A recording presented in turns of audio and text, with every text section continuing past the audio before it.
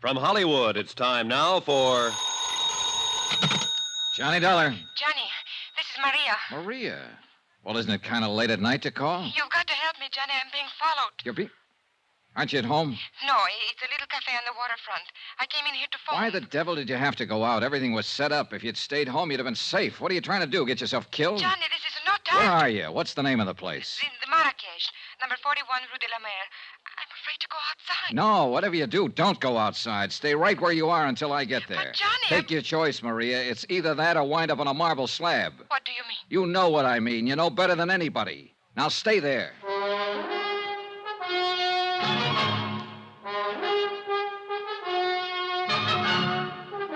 Tonight and every weekday night, Bob Bailey in the transcribed adventures of the man with the action-packed expense account, America's fabulous freelance insurance investigator. Yours truly, Johnny Dollar.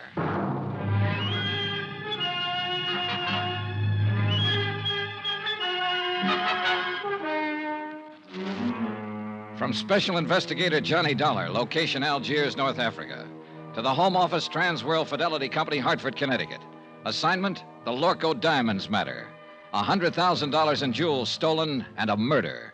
Expense account continued. Item 12, $2.20. Taxi fare to the waterfront of the Marrakesh Cafe. There was no time to lose and no time to get help from Inspector Marcus. A half hour earlier, he'd set a trap, and he and his men were staked out around Maria's apartment house waiting. But apparently, she'd gone to the cafe before he got there. So now the whole thing had blown wide open.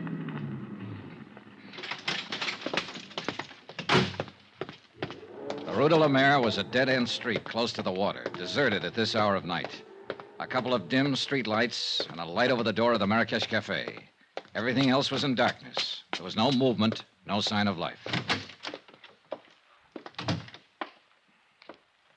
Over here, Johnny. Oh, thank heaven you got here. No trouble so far, huh? No. Except with that sailor over there. He finally passed out. Well, you're probably used to that kind of trouble. Cigarette? Yes, thank you. Now, what were you doing down here at this time of night? I was visiting a friend. Is that the friend's car parked out at the curb? Yes. Charlie Barrett, huh? The meat packer from Chicago who was going to give you the Lorko diamonds. Well, I figured he'd got over his mad spell. How did you know about it? He told me just before I knocked him out for the second time tonight.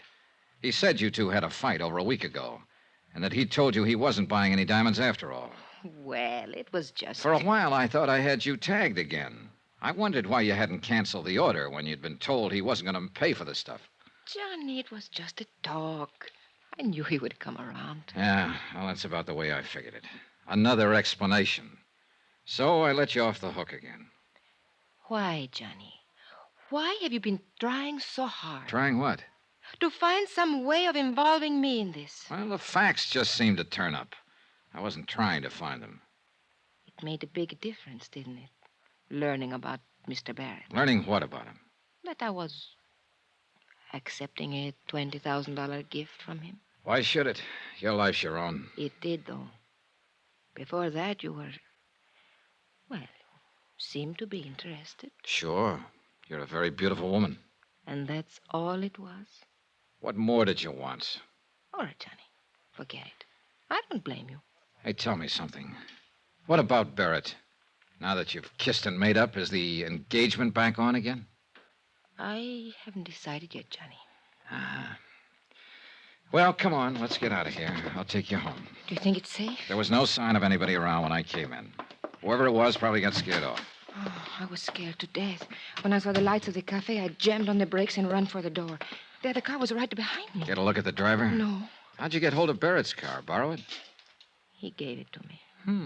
Not a bad night's work. It's a good car. Get in. You really play rough, don't you, Johnny? Sometimes. It depends on... Get down, quick, back of the car. It came from across the street. It's pitch black over there. What are you going to do? Look, Maria, you're safe as long as you're back of the car here. What about you? I can't get a shot from here. I'm pinned down. I'm going to make a run for that stone curb. Try to draw a shot and see where the flash comes from. Be careful, Johnny. Oh, don't worry, kid. I'm the carefulest guy you ever saw. All right, now sit tight. Here goes. Are you all right, Johnny? Yeah, I think I got him spotted.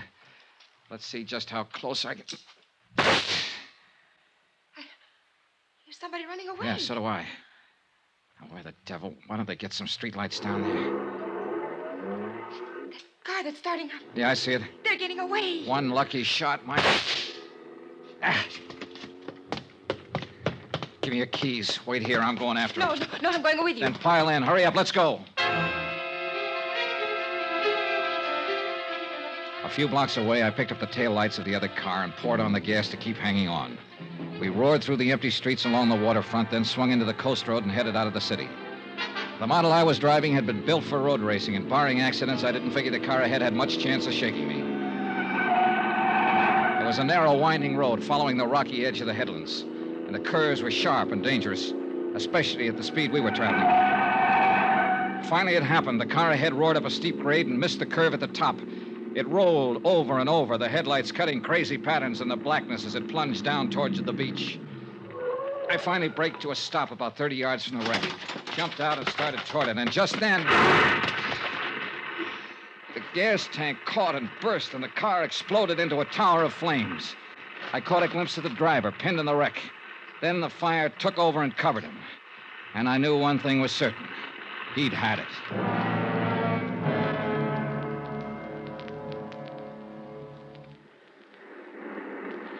It's dying down. Yeah. The gasoline is all burned now. What a terrible way to die. What way isn't? I guess... Johnny, could I have a cigarette, please? Yeah, sure. Here you go. Thank you. Yeah, light up, Maria, while you watch him burn. What a horrible thing to say. It's quite a relief, though, isn't it, knowing you're safe now? Well, of course it's a relief when someone has just tried to kill you and now you know that they... That's true, but it's not what I meant. I don't think I understand you. What I meant was you're safe because now he won't be able to talk. Able to... Who won't be able? Do you mean you know who's in that car? Of course, and so do you. It's the customs property agent, Andre Jardine. Andre? Sure. Who else would have any reason to kill you, since he was the only one left after... Oh, I guess you haven't heard about it yet. Bobo's dead, too. What? Who is Bobo? Your other partner. Andre shot him in the back earlier tonight up in the Casbah. So you're doubly safe now, Maria. They're both dead. And for everything else, you've got an explanation. With just one exception. I don't even know what you're talking Oh, about. now, don't be modest. Actually, it was quite a scheme, whether you thought it up or Andre did. Oh, you are out of your mind. The idea was to make sure the diamond courier died, either on the plane or at least before he got through customs. That way, the courier's briefcase would be sent to Andre's office. Then Bobo was to help Andre fake the stick-up. But Bobo turned out to be a tough cookie. This may be true, Instead but of sticking to plan, he decided to go for broke. When he slugged Andre, he tried to make it stick, but Andre managed to reach his gun, so he ended up in the hospital instead of the morgue. What has all this got to do with me? Then Andre got the idea of a double cross. He left the hospital, went into the Casbah to look for Bobo. He found him, and he killed him. I still don't see His next step was a natural, to knock you off and keep the whole take for himself. We expected it, and we were ready for him. Inspector Marcus is staked out right now at your apartment house, waiting for Andre to show up. We didn't know you'd already gone out earlier. Well, all of this may be true, Johnny. But why do you insist on trying to fit me into the picture? Because that's where you belong. I mentioned the fact that you'd been able to come up with an explanation every time you needed it, with just one exception. What exception? Both Andre and Bobo have tried to kill you this evening. Why? Unless you were in on this thing. What reason would they have? Well, I don't know. Of course. Why should I know? I don't know why they tried to kill me, Johnny. Oh, a good answer, Maria. And it'll probably work. Yeah, you figured that one out fast. I don't know what you mean. No, of course you don't. Well... Who has the diamonds? I will before morning. Johnny, why couldn't you... Knock it off, kid. You got the wrong guy. It won't work with me. It could. Sure, I know. You're beautiful, charming, lovely. And you're rotten. Rotten right to the core. What are you doing, Johnny? Going back to town. Well, wait for me. Goodbye, Maria. Johnny, wait! Johnny!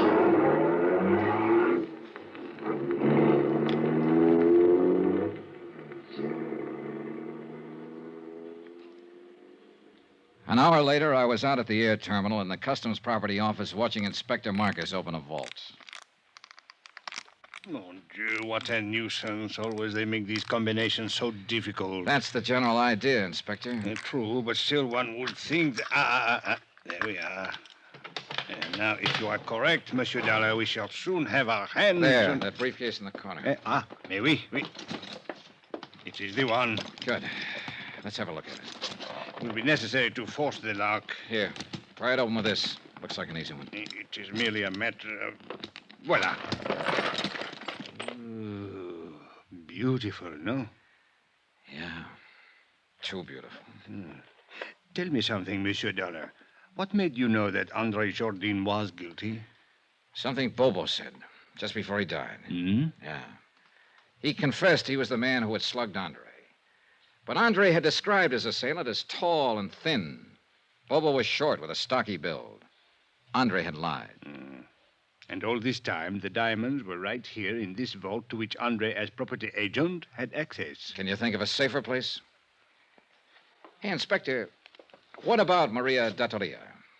Well, I am inclined to agree with you, Monsieur Dollar, but, well... Yeah, I know. Nothing but suspicion. Yeah, precisely. If I were to file charges and bring her to trial on such evidence as this, well, she would cry a little, perhaps, and look very beautiful.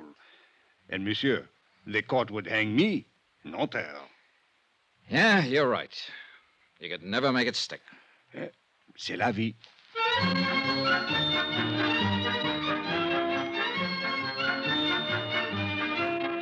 Expense account item 13, $624.80. Hotel, meals, and incidentals in Algiers and transportation back to the States. Expense account total, $1,214.60. End of expense account. End of report. Remarks? Social item. To be circulated widely. The Countess Maria D'Attolia was married yesterday to C.K. Barrett, a big tycoon in the meat business. The happy couple will make their home in Chicago. All companies in that area who may be asked to underwrite insurance on the life of C.K. Barrett don't. Yours truly, Johnny Dollar.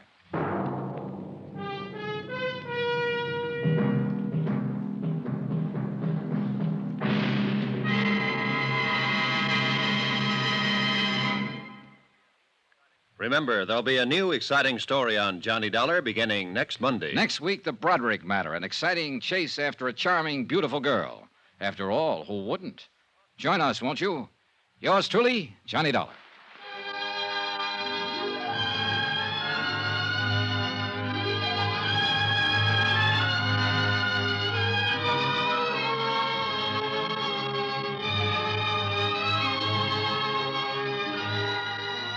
Yours truly, Johnny Dollar, starring Bob Bailey, is transcribed in Hollywood. Written by Les Crutchfield, it is produced and directed by Jack Johnstone. Heard in this week's cast were Lillian Bayef, Jack Moyles, Victor Perrin, C.K. Barrett, Lawrence Dobkin, Forrest Lewis, and Jay Novello. Musical supervision by Amerigo Marino. Be sure to join us on Monday night, same time and station, for another exciting story of Yours truly, Johnny Dollar. Roy Rowan speaking.